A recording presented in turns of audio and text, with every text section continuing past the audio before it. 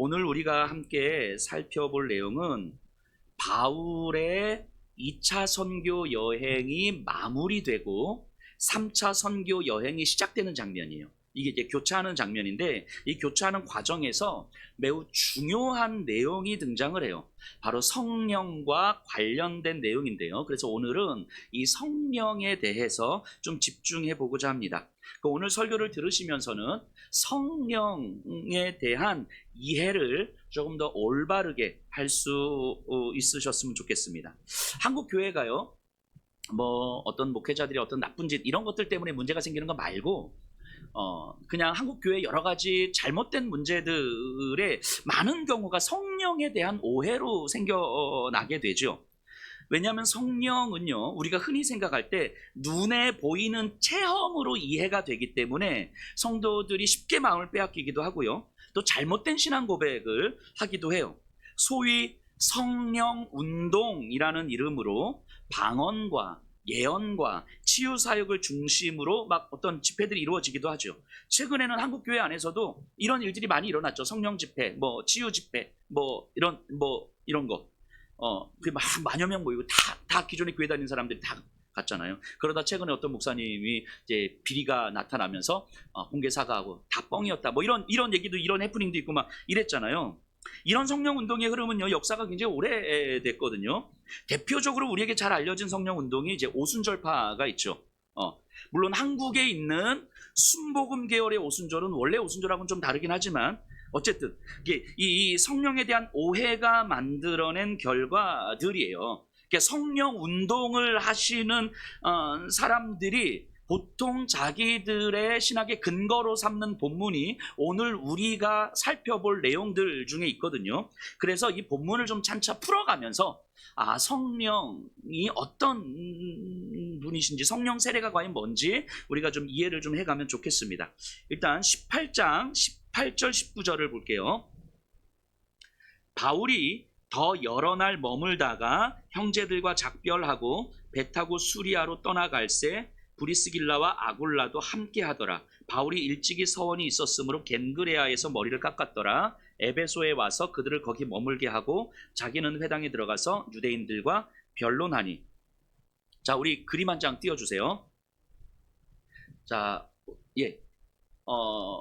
보면요, 보세요. 여기 왼쪽에 고린도 보이시죠? 우리 지난주까지 고린도 사역을 살펴봤어요. 그래서 고린도에서 바울이 1년 6개월을 머물면서 복음을 전합니다. 거기서 이제 아굴라 브리스길라 부부가 이제 있었고요. 그래서 고린도에서 아굴라 브리스길라 부부와 함께 이동합니다. 근데 겐그레아로 와서, 오늘 본문에 의하면 겐그레아로 와서 이제 머리를 깎고, 그리고 배를 타고 에베소를 가요. 에베소에 아굴라와 브리스길라 부부를 내려놓고, 그리고 바울은 배를 타고 쭉 내려와서 오른쪽에 가이사랴로 왔다가 가이사랴에서 아마 예루살렘 교회에 가서 들러서 예루살렘 교회에서 이제 보고를 하고, 그리고 다시 위쪽으로 안디옥, 바울의 베이스 캠프죠. 안디옥까지 이른 거예요. 요게 이제 2차 선교 여행이 마무리되는 장면입니다. 2차 선교 여행 끝인 거죠. 안디옥이 베이스 캠프니까. 요 가이사랴에서 예루살렘 들렀다가 안디옥으로 가는 이 거리가 대략 한 540km 정도 되거든요. 그러니까 걸어서 가면 한 3주 정도 걸리는 거리예요. 굉장히 이렇게 긴 거리죠. 자, 그 다음 장이요. 자, 이 그림을 보면서 우리 18장 23절을 한번 보세요. 얼마 있다가 떠나 갈라디아와 부르기아 땅을 차례로 다니며 모든 제자를 굳건하게 하니라. 자, 굉장히 힘들었을 거예요. 심신이 지쳤을 텐데 쉴 법도 한데 바울이 쉬지 않고 얼마 있다가 다시 3차 전교 여행을 떠납니다. 그래서 23절이 얼마 있다가 떠나 갈라디아와 부르기아 땅을 다녀. 이게 지금 이 장면이에요. 안디옥에서 다소 더베 안디옥, 요 부르기아 갈라디아 땅으로 간 거예요. 자, 이게 3차 전도 여행이 이제 시작되는 거예요. 그러니까 지금 2차 선교 여행이 마무리되고 3차 선교 여행이 시작되는 과정인 거죠. 자, 보니까 여기 안디옥까지는 1, 2차 선교 여행 때 갔던 곳이잖아요. 그대로 갔던 곳. 그러니까 복음을 전했고 교회를 세웠던 곳에 다시 들러서 이제 제자들을 위로하고 또 격려하고 복음으로 가르쳤을 거예요. 자, 그 다음이요. 그리고 안디옥에서 에베소로 갑니다. 저 에베소는 2차 선교 여행 때 가려고 했다가 못 갔잖아요. 그래서 다시 에베소로 간 거예요. 그래서 지금부터 에베소에 관련된 이야기들이 이제 나와요. 에베소에서 바울이 한 3년여를 머물거든요. 굉장히 오래 머물고 거기서 많은 일들이 일어납니다. 앞으로 아마 2, 3주 정도는 에베소에서 있었던 일들을 우리가 좀 살펴볼 거예요. 안디옥에서 에베소까지 가는 거리가 한 1300km 정도 돼요. 그러니까 일주일에 한 번 쉬고 계속 걷는다 쳤을 때 한 8주에서 9주 정도 걸리는 거리. 뭐 이게 보통 성인 남자의 걸음으로 어마어마한 거리를 이동한 거죠. 예, 됐습니다. 예, 불 켜주시고요. 당대에요. 당대에 가장 큰 도시가 로마였어요. 로마.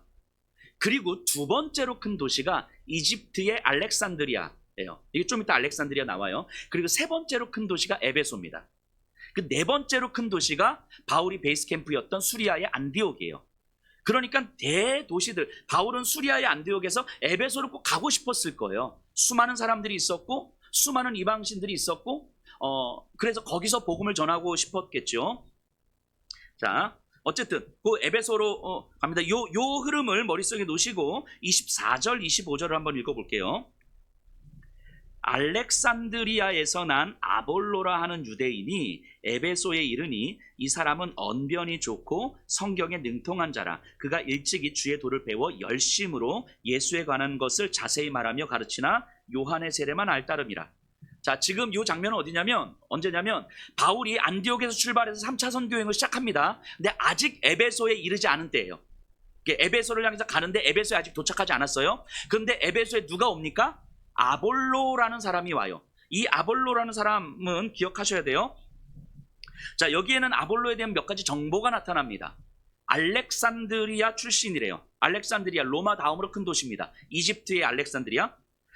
알렉산드리아는 뭐 여러 가지로 유명한데 가장 유명한 것 중에 하나가 도서관이에요. 도서관. 당대에 가장 많은 장서들을 보유한 대도서관이 알렉산드리아에 있었어요. 그만큼 학문이 발달했던 곳이죠. 여러분, 그 구약 성경이 히브리어, 유대인의 언어로 쓰여졌잖아요. 히브리어로. 근데 시간이 지나면서 유대인들이 다 이방 땅으로 막 흩어서 살게 되거든요. 헬라 문화권에서 살게 되는 거예요. 그러니까 거기서 태어난 유대인들은 히브리어를 모르고 헬라어를 쓰는 유대인들이 많았어요. 그러니까 구약 성경을 히브리어로 보니까 잘 못 보잖아요. 그래서 구약 성경 히브리어를 헬라어로 번역하는 작업이 필요하겠다 싶었던 거죠. 근데 이게 당시에 제한된 지식과 제한된 자원으로 히브리어 구약 성경을 헬라어로 번역하는 건 어마어마한 작업이었던 거예요. 근데 그 작업을 알렉산드리아에서 합니다. 그래서 알렉산드리아에서 헬라어 성경이 번역이 돼. 구약 성경을 헬라어로 번역을 해요. 이거를 70인경 이렇게 말하죠.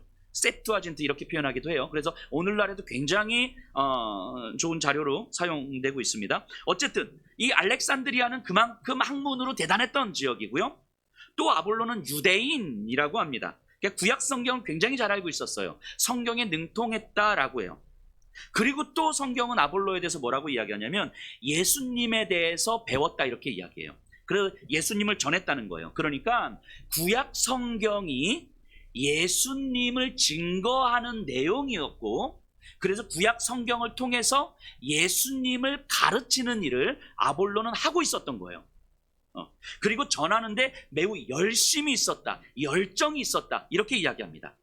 여러분들 이 정도 자료를 종합해 볼 때 아볼로는요 매우 박학다식했고요, 그 지식을 예수님으로 종합할 수 있는 이 탁월함이 있었고요, 그리고 잘 가르쳤어요. 그리고 가르치는데 열정도 있었어요. 이 정도면 대단한 사람 아닙니까? 대단한 신학자요, 대단한 설교자였을 거예요. 그런데 성경은 여기에 하나를 덧붙여요. 뭐라고 붙입니까? 아볼로는 요한의 세례만 알고 있었다 이렇게 덧붙입니다. 오늘 우리가 이제 좀 집중해서 살펴볼 부분이 이 부분이에요. 요한의 세례만 알고 있었다. 세례 요한을 얘기하는 건데요, 이게 무슨 의미인지 자, 일단은 조금만 더 본문을 볼게요. 26절에서 28절입니다.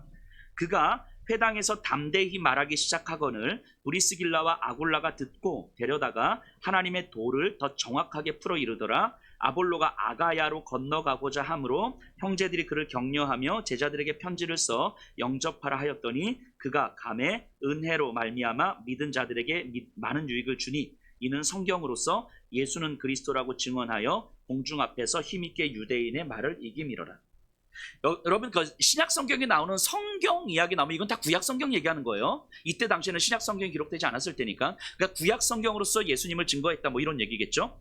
자, 어쨌든 아볼로가 에베소에서 아마 이제 그러니까 구약을 가지고 예수님을 증거했겠죠. 많은 사람들이 들었을 거예요. 그 설교를 아굴라와 브리스길라 부부도 들었을 거예요. 자, 아굴라와 브리스길라 부부는 바울에게 복음을 1년 6개월 동안 배운 사람들이잖아요.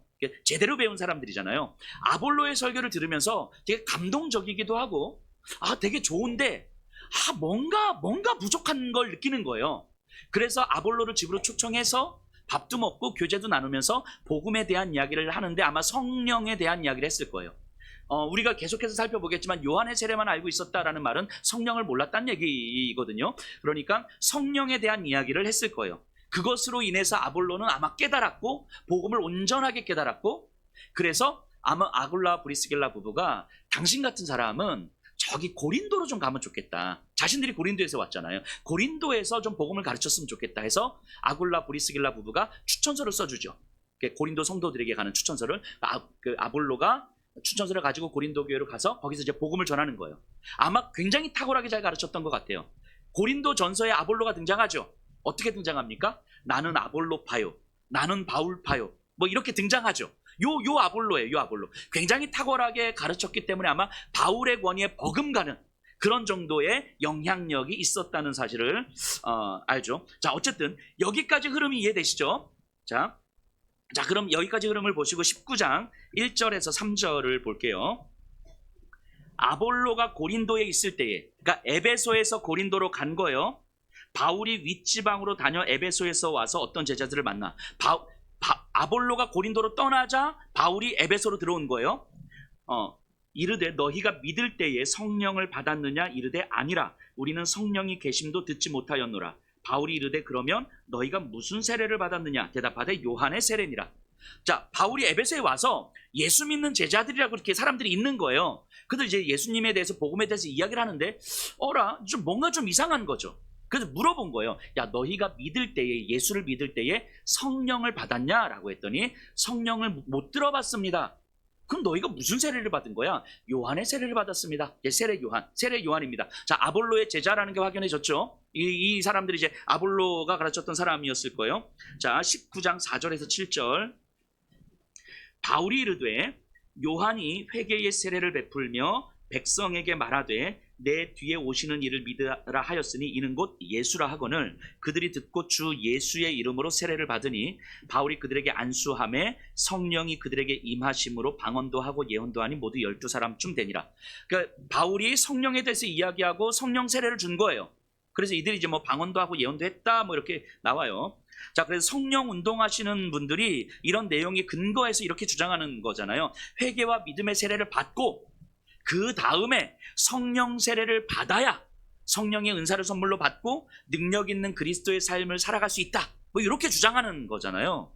자, 정말 본문의 흐름 속에서 정말 그런 건지 우리가 한번 좀 생각해 볼 필요가 있을 것 같아요. 자, 이제부터 그럼 성령 세례에 대한 이야기를 좀 요한의 세례와 성령 세례에 대한 이야기를 좀 해보려고 하는데요. 아볼로는요, 세례 요한을 따르는 사람이었어요. 여러분, 세례 요한은 구약에 속한 사람입니까? 신약에 속한 사람입니까? 세례 요한은 구약에 속한 사람이에요. 구약에 속한 사람. 구약의 마지막 선지자이죠. 이 세례 요한은 구약에 속한 선지자인데 구약 성경에 약속하신 메시아가 예수라는 사실을 분명히 깨달은 사람이에요. 구약에 이것을 깨달은 사람이 없잖아요. 메시아가 올 거라는 것만 알았지 그 예수라는 사실을 깨달은 사람이 없잖아요. 구약에 예언된 그 메시아가 예수라는 걸 선명하게 깨달았어요. 예수를 믿어야만 구원을 얻을 수 있음도 알았어요. 그래서 회개를 해야만 한다는 사실도 알았어요. 그래서 세례 요한이 뭘 외칩니까? 회개하라라고 외치는 거잖아요. 자, 그러면 그렇다고 해서 세례 요한이 예수님을 온전히 누렸을까요? 그러지 못했죠. 왜냐하면 예수님의 십자가의 죽음과 부활을 누리질 못했잖아요. 예수님 안에서 온전한 은혜를 누리지 못합니다. 세례 요한은. 자, 그러면 세례 요한은 그럼 구원받지 못한 겁니까? 아니잖아요. 아니잖아요. 하나님의 제한된 은혜를 받았잖아요. 예수님 이전에 뭐 아브라함이든 다윗이든 이사야든 예레미야든 뭐 이런 사람들이 구원을 못 받았겠습니까? 그러지 않았을 거예요. 충분히 하나님의 은혜를 경험한 사람들이죠. 하나님이 어떤 분이신지 알았어요. 하지만 하나님의 제한된 은혜만 받은 거예요. 하나님의 제한된 은혜만 누리는 거예요. 제한된 은혜라 함은 눈에 보이는 현실로 우리의 믿음을 볼 수밖에 없었다는 거죠. 쉽게 말해서 구약의 하나님도요, 전적인 은혜를 주시는 하나님이에요. 완전하신 하나님이시고 온전한 은혜를 주시는 하나님이신 거예요. 그런데 구약의 믿음의 사람들은 온전한 은혜를 주시는 하나님을 누릴 만한 이 은혜의 그릇이 안 되는 거예요. 그게 없는 거예요. 구약의 사람들은 그걸 누리지 못하는 거죠. 구약에서도 하나님은요, 순종하지 못해도 기다려 주시고 또 회복시켜 주시잖아요. 근데 구약의 인물들은요, 그런 하나님을 온전하게 이해할 수가 없는 거예요. 왜냐하면 피조물의 한계 안에서 하나님께서 주시는 간헐적인 은혜로 하나님을 깨닫고 하나님께 순종하고 하나님의 은혜에 반응하는 것이지, 하나님이 어떤 분이신지, 하나님이 우리에게 어떤 은혜를 주시는 분인지 온전하게 깨달을 수가 없는 거예요. 이 피조물의 한계상. 그러니까 이들은 하나님이 주시는 은혜를 알지만 내가 할 수 있는 최선으로 하나님의 은혜에 반응하며 사는 거예요. 그러니까 율법에 순종해야만 하는 거죠. 이들은 율법에 순종하지 않으면 하나님께서 우리를 언제 치실지도 모르는 그 불안감 속에서 살아가는 거죠. 이게 제한된 은혜 아닙니까? 자, 비유를 하자면 좀 유치하지만 이런 거예요. 어린 자녀에게 아빠가 이제 안마를 하면 용돈 줄게 이렇게 이야기한 거예요. 그러니까 아이는 안마를 정말 열심히 합니다. 아빠에게 용돈을 받으려고. 그러다 용돈도 받고 예상치 못하게 치킨도 먹어요. 그러니까 얼마나 기분이 좋습니까? 그러니까 더 열심히 안마를 하죠. 더 열심히 용돈을 받고 또 치킨도 얻는 그 은혜를 누리려고, 아빠가 주는 그 용돈과 아빠가 주는 그 치킨과, 또는 안마를 못하면 용돈을 못 받을 수 있는 그 불안감 속에서, 그러다 나이가 좀 들면 좀 깨닫게 되죠. 아빠가 내가 안마를 안 했어도 용돈을 주셨을 거구나. 때로는 치킨도 사주셨을 거구나. 단지 안마를 통해서 아빠 옆에 있기를 원했던 거겠구나. 그러니까 안마는 단순하게 도구였을 뿐, 안마를 이야기하셨던, 안마해라, 용돈 줄게라고 말씀하셨던 아빠의 마음은 따로 있는 거였구나. 근데 그때는 안마하면 용돈 줄게 이것만 보이는 거예요. 그릇이 이것밖에 안 되는 거죠. 그러니까 아빠가 주는 약속인 거죠. 아빠가 주는 약속. 아빠가 주는 약속에 최선을 다해서 버텨가는 거죠. 누려가는 거죠. 근데 조금 더 성장하면 아빠가 주는 약속이 그게 전부가 아니었다는 사실을 깨닫게 되죠. 그때로는 용돈을 안 주시기도 했지만, 안마를 안 하면 용돈 안 주시기도 했지만, 그렇다고 해서 내가 용돈이 필요할 때는 언제든지 주셨던 거죠. 언제든지 우리의 필요를 채워주셨던 거죠. 여러분, 구약의 인물들이 이랬던 거예요. 이런 걸 제한된 하나님의 은혜라고 합니다. 하나님의 은혜인 건 분명해요. 하나님의 약속인 것도 분명하고 하나님께서 주시는 것도 분명해요. 이들이 먼저 뭘 한 것이 아니라 하나님께서 먼저 손 내밀었고 하나님께서 먼저 약속하신 거고 하나님께서 먼저 은혜를 주신 것도 분명해요. 하지만 하나님께서 약속하신 은혜를 온전하게 깨달아 알기에는 이들에게는 그런 그릇이 안 되는 거예요. 어떻게 피조물이 하나님의 온전한 뜻과 마음을 다 알 수 있겠습니까? 여러분, 세례 요한은요, 이 제한된 은혜를 누린 마지막 선지자였어요. 그러니까 이들은 하나님을 믿기 때문에 진짜 최선을 다해서 안마하는 거예요.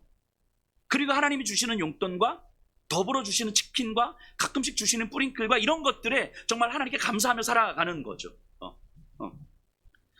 그래서 사람들이 세례 요한에게 어떻게 회개를 해야 됩니까? 라고 말할 때 세례 요한이 뭐라고 이야기합니까? 옷 2벌 있는 자는 옷 없는 자에게 나눠주고 먹을 것이 없는 자도 나눠주고 세리들에게는 부가된 돈 외에는 거두지 마라.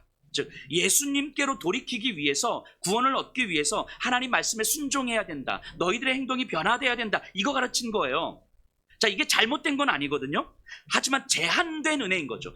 하나님을 믿기 때문에, 그 하나님이 예수를 통해서 일하실 것을 선명하게 깨달았기 때문에 예수께로 가야 되는 것이고, 예수께로 가야 되기 위해서 우리가 회개해야 되는 것이고, 회개하기 위해서 내 삶의 태도를 바꿔야 되는 거예요. 그러면 하나님이 우리에게 죄 용서의 은혜를 주시는 거예요. 이게 요한이 이야기한 세례잖아요. 아볼로가 요한의 세례만 안다는 건 바로 이런 의미예요. 요한의 세례만 안다. 제한된 은혜 안에서 예수님을 알고 예수님을 전하고 가르치는 거죠. 그러니까 회개하고 죄 용서를 받아야 한다고 가르치지만 거기서 멈추는 거예요. 죄 용서에서 멈추는 거예요. 내가 회개하고 하나님으로부터 죄 용서받는 것, 이것이 요한의 세례죠. 여러분, 여기까지 이 제한된 은혜가 어떤 건지 알겠죠? 이게 제한된 은혜가 뭐 구원이 없다 이런 내용이 이런 의미가 아닌 거예요. 구약에 있는 인물들은 그 제한된 은혜 아래서 열심히 하나님의 약속에 반응하는 삶을 살아온 거예요. 그러면 여기까지 이해가 됐으면 제한된 은혜가 요한의 세례라면 성령의 세례는 온전한 은혜를 경험하는 것일 텐데, 그럼 온전한 은혜가 뭔지를 알면 성령 세례에 대해서도 성령 사역에 대해서도 우리가 분명히 알 수 있지 않겠습니까? 자, 그럼 본질적인 질문부터 다시 한번 들어가 볼까요? 예수님께서 십자가에서 죽으시고 부활하신 이유가 무엇이죠? 예, 이 질문에 우리가 이제 우리의 죄를 용서하시고 구원하시기 위해서요. 자, 근데 이걸 모르는 사람이 없을 텐데도 불구하고 제가 이 질문을 던지는 건 그게 아닌가? 이런 갸우뚱하는 마음이 있으시죠? 자, 예수님이 십자가에서 죽으시고 부활하신 이유가 우리의 죄를 용서해 주시기 위해서예요? 정말입니까? 우리 성경 한번 찾아볼까요? 로마서 5장 10절에서 11절이에요. 이제부터 로마서를 볼 거거든요. 로마서를 좀 펴놓으세요. 로마서 5장 10절에서 11절입니다.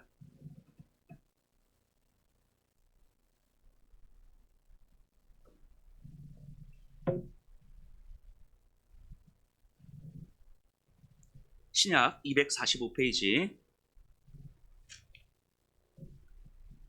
10절 11절 제가 한번 읽어볼게요. 곧 우리가 원수 되었을 때에 그의 아들의 죽으심으로 말미암아 하나님과 화목하게 되었은즉 화목하게 된 자로서는 더욱 그의 살아나심으로 말미암아 구원을 받을 것이니라. 그뿐 아니라 이제 우리로 화목하게 하신 우리 주 예수 그리스도로 말미암아 하나님 안에서 또한 즐거워하느니라. 자, 성경이 뭐라고 말씀하시냐면요, 예수님의 죽으심으로 우리가 구원을 받았어요. 죄 용서가 됐습니다. 죄 용서가 됐다는 얘기는 죄로 인해서 하나님과 멀어졌던 우리가 죄 용서가 됨으로 말미암아 하나님과 화해한 거예요. 하나님과 화목하게 됐어요. 그런데 그걸로 끝이 아니라고 이야기하는 거예요. 예수님의 죽으심과 부활하심은 우리를 하나님과 화해시키는 것, 그게 끝이 아니다라고 이야기하는 거예요. 그 다음에 뭐라고 이야기합니까? 그뿐 아니라 하나님과 화목하게 된 우리가 하나님 안에서 또한 즐거워하게 하심이라. 하나님 안에서 즐거워하고 기뻐하고 풍성한 삶을 살게 하셨다는 거예요. 그러니까 예수님의 십자가의 죽으심과 부활은 우리의 죄 용서뿐만이 아니라 하나님 안에서 우리가 기뻐하는 삶을 살도록 하신 거예요. 하나님 안에서 기뻐하는 삶을 살아가는 것, 이게 온전한 은혜거든요. 요게 예수님을 믿는 사람들은요, 아빠에게 안마를 열심히 해야만 하는 것이 아니라 안마가 아니어도 충분히 용돈과 치킨을 사주시는 아빠를 경험하는 거예요. 그런데 아빠가 자기 옆에 있기를 바라는 마음을 알기 때문에 안마를 더 해줄 수도 있는 거죠.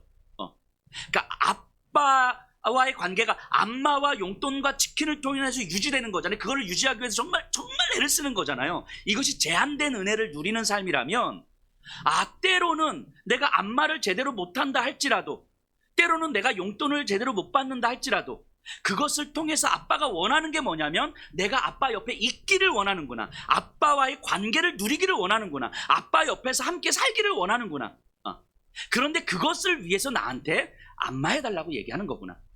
그래서 용돈을 줄게라고 얘기하는 거구나. 그러니까 안마를 했느냐 안 했느냐에 어느 순간 연연하지 않는 거예요. 용돈을 받았느냐 받지 않았느냐에 연연하지 않는 거예요. 아빠가 어떤 마음인지 알면, 아빠의 마음을 더 깊이 누리고 싶은 마음을 알면 안마를 넘어서 더 그 이상도 할 수 있는 거죠. 때로는 못할 수도 있는 거죠. 그것 때문에 아빠와 나와의 관계가 전혀 지장이 없다는 사실을 아는 거죠. 심지어는 내가 안마를 해서 용돈을 받고 치킨을 먹는 것과 비교할 수 없는 거구나, 아빠와의 관계라는 건. 안마, 용돈, 치킨, 이 안에서 누려지는 관계였었는데, 이걸 누리기 위해서 정말 최선을 다하며 살았는데, 이런 것들이 아빠와 나와의 관계에 영향을 주는 게 아니었던 거겠구나. 용돈 받아서 내가 너무 기쁘고 치킨 먹어서 내가 너무 기쁜 게 아니라 아빠와의 관계에 있기 때문에 치킨이 아니었을 수도 있겠구나. 구일 수도 있었겠고 이런 상상을 하면서 아빠와의 관계 안에 있다는 건 치킨으로 내 기쁨과 절망을 설명할 수 없는, 치킨으로 내 행복과 불행을 설명할 수 없는 그런 관계 안에 내가 놓여져 있는 거구나. 이걸 깨닫는 거예요. 이해가 되시나요? 이게 하나님 안에서 기쁨을 누리는 거예요. 또한 즐거워하느니라. 내가 죄 용서를 받고 하나님과 관계가 화목되었지만 하나님 안에서 내가 이 세상에서 내가 얻을 수 있는, 우리가 하나님의 축복이라고 생각했던 것들, 순종하면서 하나님께서 주셨다고 생각했던 것들, 그런 것들 때문에 내 행복과 불행이 결정되는 것도 아니고, 그런 것들 때문에 내 기쁨과 절망이 결정되는 것도 아니었구나. 이런 것들로 결정되기에는 나와 하나님과의 관계가 너무 큰 거였구나. 이걸 깨닫는 거예요. 요게. 자, 그럼요, 생각해 보세요. 아빠의 마음을 온전하게 알게 되는 것, 우리가, 이 피조물인 우리가 하나님의 마음을 온전하게 알게 되는 건 우리가 할 수 있는 일이 아니더라는 거예요. 구약에 속한 인물들은요, 그걸 자기들이 하려고 하니까 제한된 은혜 안에 경험할 수밖에 없는 거잖아요. 이만큼 크신 하나님을 요만한 피조물인 인간이 그 하나님의 마음을 품으려고 하니까 요만큼 품게 되는 거잖아요. 아주 애를 써서. 그러니까 그 하나님의 마음을 우리가 품을 수 있는 게 아니더라는 거예요. 이거는 오직 하나님만 하시는 거죠. 하나님의 마음은 하나님만 하시는 거죠. 그래서 성령 하나님께서 우리 안에 오셔서 성령 하나님이 하나님의 온전하신 마음과 은혜를 깨닫게 하시는 거예요. 그래서 요한의 세례에서는 불가능한 일, 하지만 성령께서는 가능한 일, 하나님의 마음을 온전하게 깨달을 수 있는 일, 그거를 성령은 우리 안에 오셔서 하시는 거예요. 그게 성령 세례예요. 그게 요한의 세례는 성령 없이 하나님이 주시는 은혜를 우리가 받아서 우리의 크기 안에서 하나님의 은혜를 누리는 거예요. 이걸 제한된 은혜라고 했어요. 성령 세례는 성령께서 오셔서 우리 피조물의 한계가 아니라 성령이 하시는 하나님의 일들을 경험하는 거예요. 성령은 하나님의 마음을 온전하게 받을 수 있으니까, 하나님이시니까 그것을 우리에게 알게 하시는 거죠. 자, 그러면 조금 더 성령께서 우리 안에 임재하신다는 것이 어떤 의미인지를 한번 생각해 보셔야 돼요. 자, 성자 하나님 예수님께서 이 땅에서 사역을 마치셨죠. 십자가에서 죽으시고 부활하셨어요. 그리고 성부 하나님께로 가셨어요. 그리고 나서 성자 하나님께서, 예수님께서 성부 하나님께 요청을 하시는 거예요. 성령을 보내주십시오. 그래서 성령이 이 땅에 오시는 거잖아요. 그러니까 성령, 예수께서 하나님께로 가시지 않으시면 성령은 오시지 않는 거예요. 즉 성령이 우리에게 오셨다는 건 예수님께서 지금 이 땅에 계신다, 안 계신다? 안 계신다는 증거인 거죠. 그럼 어디에 계신다? 하나님 우편에 계신다. 하나님 우편에서 뭐 하신다? 이 땅을 통치하고 다스리신다. 성령이 오셨다는 것을, 이것을 증명하는 거죠. 예수께서 지금 이 세상에 안 계신 이유가 뭐예요? 세상은 예수를 이기려고 했지만 세상의 그 어떤 힘도 예수를 이길 수 없었다는 증거잖아요. 예수께서 이 땅에 안 계신 이유는, 안 계신다는 것은 세상이 죽여서 이 땅에 묻어놨지만 예수님은 그 세상의 힘 앞에 굴복하실 수 없으신 분, 그래서 이기셔서 부활하셔서 그래서 이 땅에 남아있지 않으시고 하늘로 올라가신 거잖아요. 그러니까 이건 뭐냐면 세상이 가진 그 어떤 힘도 예수를 이길 수 없었다. 이것에 대한 증거잖아요. 예수님께서 이 땅에 안 계신다는 것. 하늘에 계신다는 건 그 예수님께서, 이 땅에 그 어떤 힘도 예수를 이길 수 없었는데 그 예수님께서 성부 하나님과 함께 이 땅을 지금 완전히 다스리고 계신다. 이 의미잖아요. 성령 하나님이 우리에게 오셨다는 건 그것을 확증해 주는 사건이에요. 그것이 우리에게 믿어지는 거예요. 아, 예수님을 세상의 그 어떤 힘도 이길 수 없어. 그럼 예수 안에 있으면 세상의 그 어떤 힘도 나를 이길 수 없다는 것이 믿어지는 거예요. 그리고 예수님이 지금 뭐 하고 계신다고요? 지금 이 땅을 다스릴 것 같은 이 세상의 모든 힘들을 다 통치하고 다 다스리고 계시다는 거예요. 그것을 확증해 주는 사건이 성령 세례죠. 이거를 다른 말로 하면 성령의 내주하심이라고 해요. 우리 안에 거하신다. 내주, 성령의 내주. 그 성령의 내주하심으로 죄 용서는 물론이거니와 하나님께서 죽음을 이기시고 온 세상을 다스리시는 참된 왕이라는 사실이 깨달아져요. 근데 여기서 끝나는 것이 아니라 여기서 더 놀라운 신비한 일이 우리에게 있는 거라고 성령님은 말씀하시죠. 요한복음 1장 12절 뭐라고 말씀하시죠? 영접하는 자 곧 그 이름을 믿는 자들에게는 하나님의 자녀가 되는 권세를 주셨으니.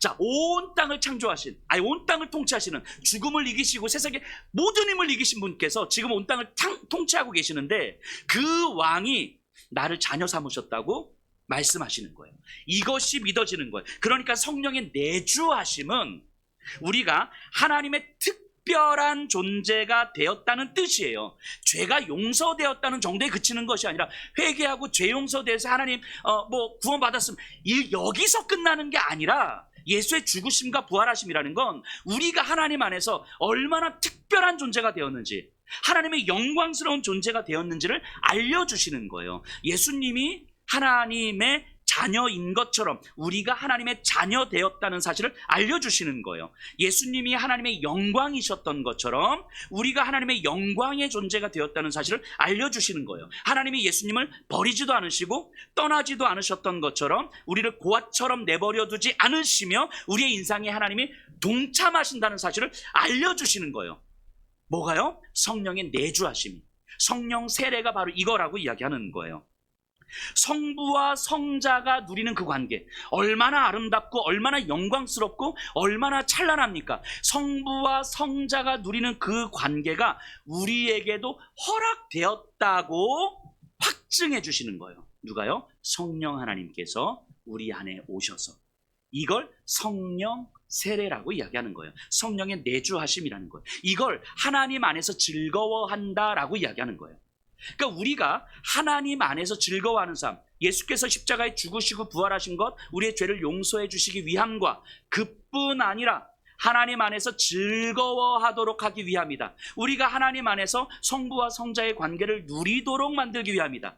바꿔 말하면 이 세상의 그 어떤 힘이 하나님 안에 있는 우리를 결코 이길 수 없다는 사실을 우리는 알게 되는 거예요. 이 세상에 있는 그 어떤 힘도 우리를 기쁘고 슬프게 만들 수 없다는 사실을 알게 되는 거예요.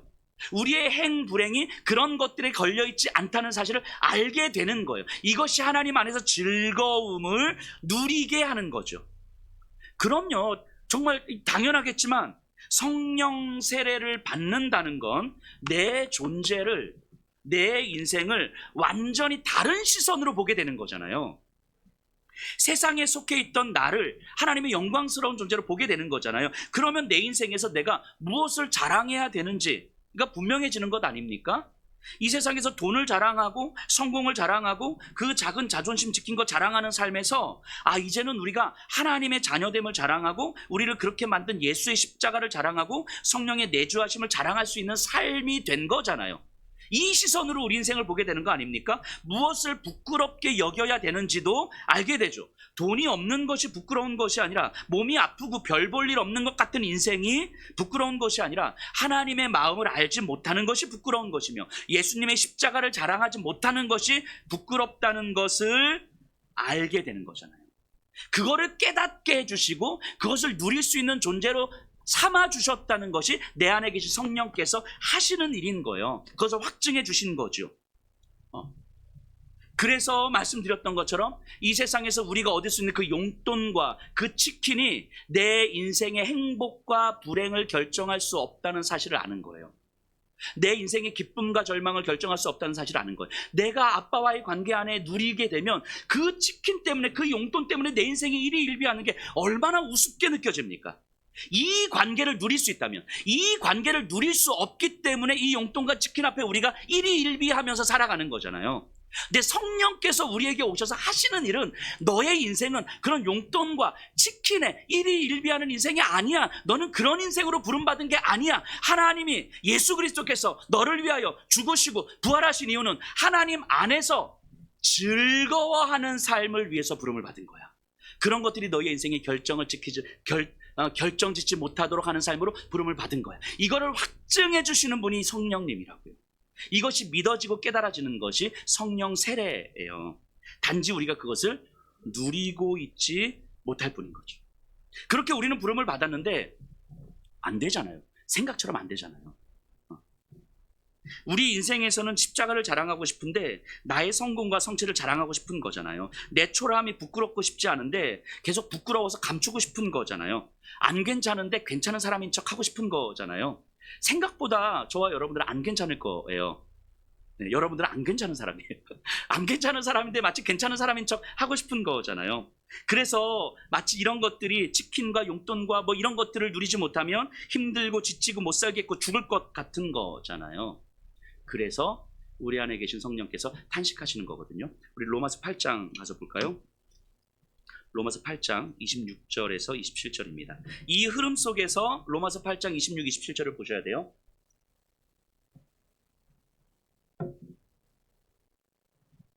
제가 읽어보겠습니다. 이와 같이 성령도 우리의 연약함을 도우시나니 우리는 마땅히 기도할 바를 알지 못하나 오직 성령이 말할 수 없는 탄식으로 우리를 위하여 친히 간구하시느니라. 마음을 살피시는 이가 성령의 생각을 아시나니 이는 성령이 하나님의 뜻대로 성도를 위하여 간구하심이라. 자, 성령이 하나님의 뜻대로 성도를 위하여 간구한대요. 자, 우리를 향한, 여러분들을 향한 하나님의 뜻이 뭐예요? 하나님 안에서 즐거워하는 것, 온전한 은혜를 누리는 것, 이 세상에 있는 그 어떤 힘도 여러분들을 이길 수 없다는 사실을 여러분들이 아는 것, 그걸 누리며 살아가는 것, 이게 여러분들을 향한 하나님의 뜻이잖아요. 근데 우리가 그 삶을 못 누리잖아요. 그래서 성령께서 우리 안에서 그것을 하나님께 기도한다는 거예요. 그래서 성령께서 우리 안에서 우리를 대신해서 탄식하시는 거예요. 우리의 연약함을 아시기 때문에 그 하나님의 온전한 은혜로 부름을 받았음에도 불구하고 그것을 누리지 못하는 삶을 아시기 때문에 우리 안에 계신 성령님께서 우리를 대신해서 탄식하시는 거예요. 때로는 내가 가진 게 없고 초라해 보여도 그거 부끄러운 인생 아니라는 사실을 우리가 알도록, 깨닫도록 우리를 위하여 하나님께 탄식하신다고 이야기하는 거예요. 네가 얼마나 영광스러운 하나님의 자녀라는 것을 아는지 우리가 그것을 깨달을 수 있도록 우리 안에서 성부 하나님께 탄식하신다는 거예요. 우리가 예수 그리스도의 십자가를 자랑할 수 있다면 그걸로 족하다는 것을 우리가 알 수 있도록 성령 하나님은 우리를 대신해서 우리 안에서 성부 하나님께 탄식하고 계신다는 거예요. 우리가 십자가로 충분한 삶을 못 살아가니까, 우리가 하나님의 영광스러운 자녀라는 삶을 누리지 못하고 살아가니까 너 그렇게 부름을 받았다고, 너 영광스러운 자녀로 부름을 받았다고, 근데 네가 그걸 알았으면 좋겠다고, 깨달았으면 좋겠다고, 누렸으면 좋겠다고, 그 답답함으로 성령 하나님께서 우리 안에서 탄식하신다는 거예요. 그런데 너무너무 감사한 건 뭐냐면 성경은 이렇게 증언하잖아요. 하나님은 우리의 연약함을 보시는 게 아니라 성령의 생각을 보신다고요. 우리가 연약해서 순종하지 못하는 삶을 벌이시는 것이 아니라 우리를 대신해 답답하여 탄식하시는 성령의 탄식을 들으신다고 이야기하는 거예요. 그래서 우리의 연약함에도 불구하고 우리가 하나님의 자녀로 유지되는 이유가 바로 여기에 있는 거 아닙니까? 하나님은 우리 안에 계신 성령 하나님의 생각을 하시고 성령 하나님과의 관계 속에서 우리의 존재를 만들어 가시는 거예요. 우리의 연약함을 보시는 것이 아니라. 하지만 우리가 자녀답게 살지 못할 뿐인 거죠. 그렇기 때문에 우리가 이 영광스러운 존재로 부름을 받았고 이 영광스러운 존재를 누리면서 살아가기 위해서 우리에게 정말 필요한 게 뭐냐면 성령의 탄식을 들어야 되는 거예요.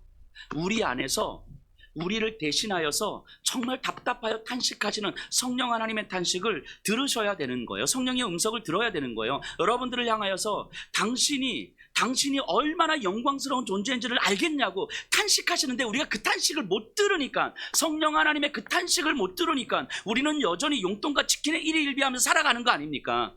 하나님께서 우리에게 세상의 그 어떤 힘도 너희를 이길 수 없는 거라고, 그거 증명된 거 아니냐고. 근데 그거 좀 믿고 알고 살아가자고 사랑을 우리가 그렇게 탄식하시는데 우리가 그 탄식이 안 들리니까 우리는 세상이 마치 나를 죽일 것처럼 덤벼드는 것 같고 세상이 나를 이기는 것처럼 덤벼드는 것 같고, 그래서 세상님 앞에서 불안하고 두려워하면서 쩔쩔매면서 살아가는 거잖아요. 근데 그런 우리를 바라보면서 하나님은 우리 안에 계신 성령의 탄식을 보신다는 거예요. 그럼 우리에게 뭘 요청하시는 거겠습니까? 니들 안에 있는 성령의 탄식을 들으라고 말씀하시는 거예요. 들으라고. 너희들 안에서 성령께서 어떻게 탄식하시는지를 들으라고, 성령의 음성을 들으라고 말씀하시는 거예요. 여러분 진지하게 한번 여러분들의 일상을 한번 돌아보세요. 여러분들 지난 한 주간 돌아보시면서 여러분들의 일상에서 여러분들 안에서 탄식하시는 성령의 탄식을 들을 수 있는 시간이 있으셨습니까? 여러분들 안에서 여러분들을 위해서 그렇게 답답하여 탄식하시며 성부 하나님께 간절히 기도하시는 성령 하나님의 탄식을 듣는 시간이 있으셨어요? 성령 하나님의 음성을 듣는 시간이 있으셨습니까? 그래서 내 인생이 세상의 힘 앞에서 질 수 없는 인생인데 내가 왜 이렇게 지면서 살아가지? 내가 왜 이렇게 불안에 떨면서 살아가지? 내가 왜 이렇게 어이없이 살아가지? 성령께서 지금도 이런 나를 위해서 탄식하고 계시는데 하나님 내가 왜 이렇게 살아갑니까? 성령의 탄식에 온전히 귀 기울이게 해주십시오. 이렇게 기도하는 시간 있으셨습니까? 성령의 탄식을 듣지 못하면요, 성령의 탄식을 듣지 못하면 우리가 어떤 존재로 부름을 받았는지 살아낼 수가 없는 거예요. 하나님의 은혜, 온전한 은혜를 경험했는데 여전히 우리는 제한된 은혜를 받은 자처럼 살아가는 거예요. 여러분들 혼자서는 잘 안 되잖아요. 그러니까 함께 기도하셔야 돼요. 그 새벽 예배도 나오시고 수요일에도 나오시고 지난주부터 우리 금요예배 기도 중심으로 만들어 가잖아요. 금요일에 정말 기도를 해야 되겠다라고 생각한 이유가 사실은 저도 마찬가지일 거예요. 제 일상에서 이렇게 깊이 성령의 탄식을 듣고자 하는 이 간절한 시간이 생각보다 그렇게 많지 않은 거예요. 생각보다 아는 건 있는데 말은 많이 하는 것 같은데 성경은 많이 보면서 은혜는 받는데 이것이 내 삶의 실력과 능력으로 나타내기 위해서 내 안에 성령 하나님의 탄식을 들어야 되는데 그렇게 깊이 귀 기울이는 시간이 없는 거예요. 여러분들은 저와 다릅니까? 없잖아요. 그런 시간이. 그런 시간을 만드셔야 되는 거죠. 여러분들 안에 있는 성령 하나님의 탄식을 들으셔야 되는 거예요. 우리 안에 성령이 어떻게 탄식하시는지 듣지 못하면 자녀됨은 유지되겠지만 여러분들의 구원이 결코 취소되지는 않겠지만 자녀답게 살지는 못하는 거예요. 성령의 탄식을 듣는다면, 성령의 탄식에 여러분들의 기도를 실을 수 있다면, 성령의 탄식과 함께 여러분들의 기도를 하나님께서 듣고 계심을 경험하신다면 그러면 성령의 이끄시는 삶을 살게 될 거예요. 이거를 성령 충만이라고 합니다. 성령 충만은요, 감정이 뜨거워져서 막 큰 소리로 팔짝팔짝 뛰고 이런 게 아니에요. 성령 충만은 여러분들의 인생을 성령의 이끄심에 맡기는 거예요. 성령의 탄식을 선명히 들으시고 성령의 탄식에 여러분들의 기도를 실으시고 그리고 여러분들의 인생을 그렇게 맡겨가는 거예요. 그래서 하나님 안에서 허락된 온전한 즐거움을 누리는 삶을 살아가는 거예요. 이게 성령 충만이에요. 성령 충만을 선명하게 보여주는 성경 본문이 있거든요. 로마서 8장 35절에서 37절입니다. 우리 성령의 탄식과 이어서 이 본문을 계속 생각해 보셨으면 좋겠어요. 로마서 8장 35절에서 37절.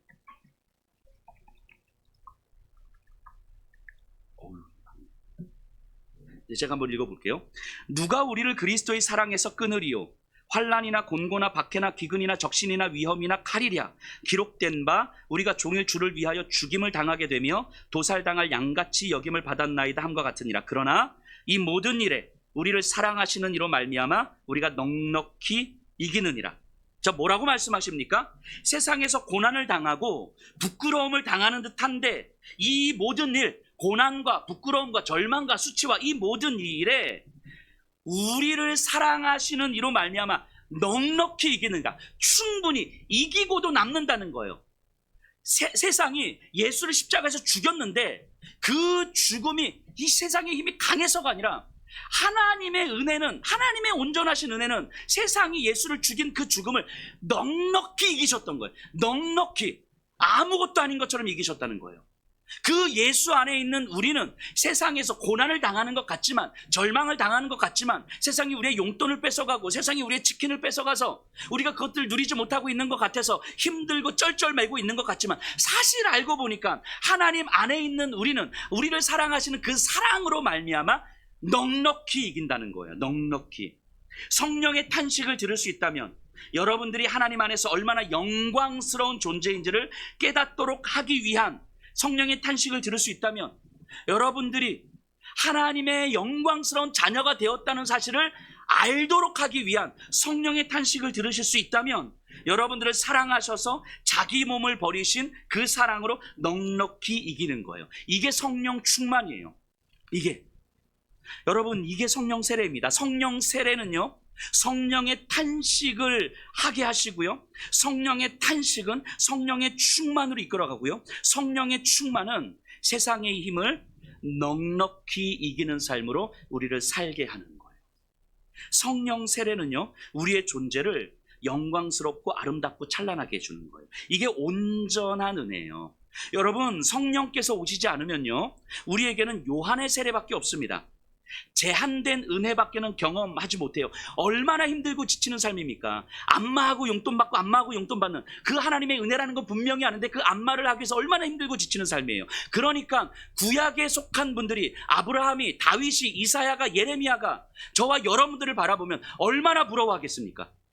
우리는 그렇게 애를 쓰며 그 믿음 지키려고 살아갔는데, 그럼에도 불구하고 결코 깨닫지 못했던 하나님의 그 온전하신 은혜였었는데, 근데 우리는 우리 안에 계신 성령 하나님으로 말미암아 하나님의 온전하신 은혜가 깨달아지고 하나님의 크기가 우리의 인생을 이끌고 있다는 사실이 들어오는 거예요. 구약의 사람들이 저와 여러분들을 얼마나 부러워하고 있겠습니까? 그런데 우리가 성령의 탄식을 듣지 못하는 삶을 산다면 자녀됨은 유지되겠지만 요한의 세례만 있는 것처럼 살게 되는 거잖아요. 마치 구약에 속한 자처럼 살게 되는 거잖아요.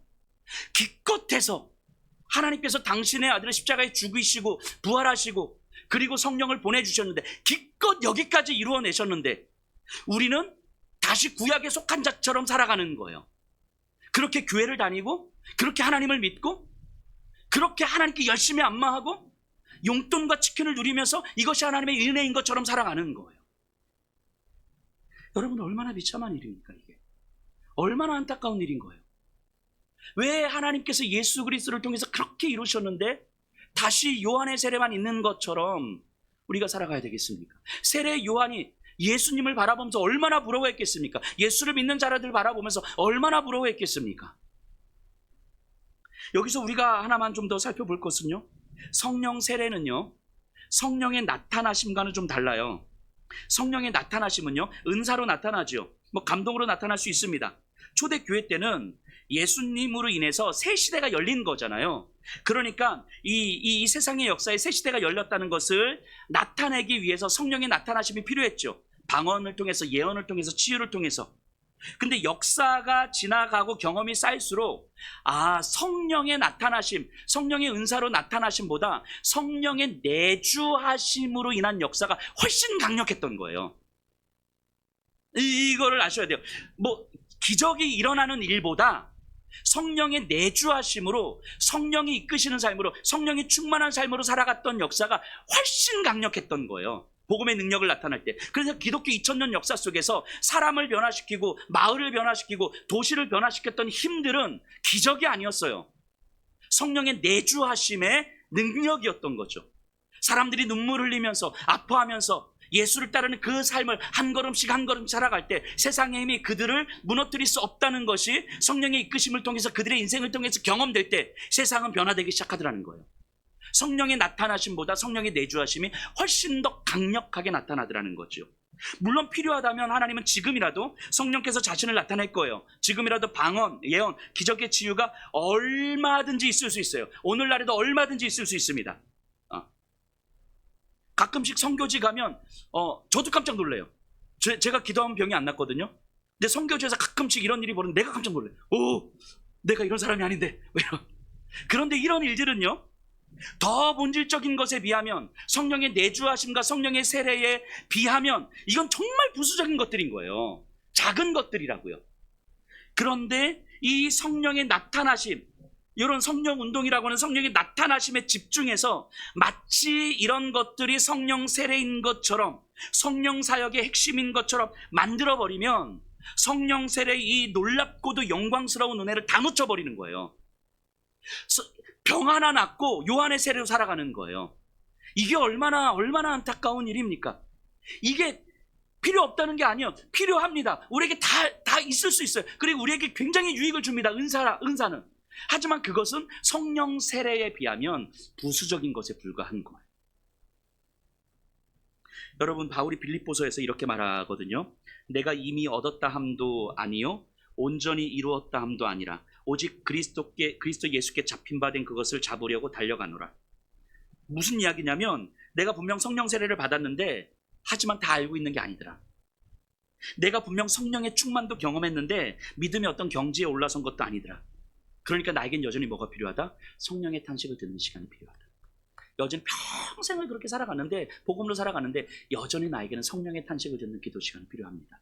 여전히 나에게는 성령의 탄식에 내 기도를 실을 수 있는 그 시간이 필요합니다. 내 크기로는 하나님의 은혜를 담아낼 수가 없습니다. 내 안에 계신 성령 하나님께 내 인생을 맡기지 않으면 나는 하나님의 그 온전하신 은혜를, 온전한 즐거움을, 영광스러운 존재를 누릴 수가 없습니다. 이렇게 이야기하는 거예요. 그래서 나를 쳐서 복종시킬 수밖에 없고 예수의 그 영광스러움을 소망하면서 오늘도 자기 십자가를 질 수밖에 없는 거예요. 그렇게 오늘 하루를 살아가는 거예요. 성령의 길에서 눈물이 나는데 나를 사랑하시는 그 사랑으로 넉넉히 이길 것을 소망하면서 그 길이 영광의 길이라는 것을 알기 때문에 예수께서 걸으시는 길을 걸으는 거예요. 이게 성령 세례예요. 그래서 성령 세례는 팔짝팔짝 뛰는 게 아니라 성령의 탄식을 들으며 살아내는 거예요. 살아내는 것. 성령 세례는 이런 겁니다. 살아낼 수밖에 없는 것. 우리를 너무 아름답고 영광스러운 존재로 부르셨으니까. 여러분 진지하게 스스로에게 질문 던져보셔야 됩니다. 여러분들 성령 세례 받으셨습니까? 이제까지 설교를 들으면서 생각해 보는데 내 안에 그런 일들이, 그런 깨달음들이, 그런 믿음들이 온전히 경험되었습니까? 그렇다면 여러분들 안에서 탄식하시는 성령의 탄식 듣기를 간절히 갈망하셔야 돼요. 성령의 세례를 받았음에도 불구하고 성령의 탄식을 갈망하지 않는다면 우리는 여전히 요한의 세례로 살아갈 수밖에 없는 존재가 되는 거죠. 열심히 성실하게 최선을 다해서. 여러분들이 정말 어떤 존재인지를 확인하십시오. 도대체 내가 왜 이런 것들 때문에 부끄러워하고 있어야 되는지, 내가 진짜 자랑해야 될 것들이 무엇인지, 하나님 안에서 내가 도대체 어떤 존재인지를 점검해 보셔야 돼요. 성령의 탄식 듣기를 갈망하면서 그 탄식에 내 인생을 맡기기를 정말 갈망하셔야 돼요. 여러분들에게 이 시간이 반드시 필요합니다. 다시 한번 질문 던져보십시오. 혹시 성령 세례를 받지 못하셨습니까? 오늘 설교를 듣는 가운데 그런 일들이, 교회는 오래 다녔는데 내가 많은 것들을 알고 있는 것 같은데 실제로 내 안에서 이런 일들이 일어난 것 같지 않고 이런 것들이 경험되지 않은 것 같습니까? 열심히 헌신은 한 것 같은데, 봉사는 한 것 같은데 내 안에서 성령께서 내주하셔서 일어나는 일들이 경험되지 않은 것 같습니까? 여러분, 다음은 없습니다. 오늘 지금 이 시간 기도하셔야 돼요. 성령의 임재를 구합니다. 예수의 십자가의 죽음과 부활이 나를 구원한 사건임이 믿어지게 해주십시오. 하나님을 아버지라 부를 수 있는 은혜를 주십시오. 나를 구원해 주십시오. 기도하셔야 돼요. 여러분, 교회 오래 다녔다고 해서 성령 세례 받은 거 아니잖아요. 성령 세례가 무엇인지 알고 정말 하나님 앞에서 성령의 내주하심의 은혜를 충분히 누리기를 여러분들의 평생의 인생을 통해서 소망하기를 갈망합니다.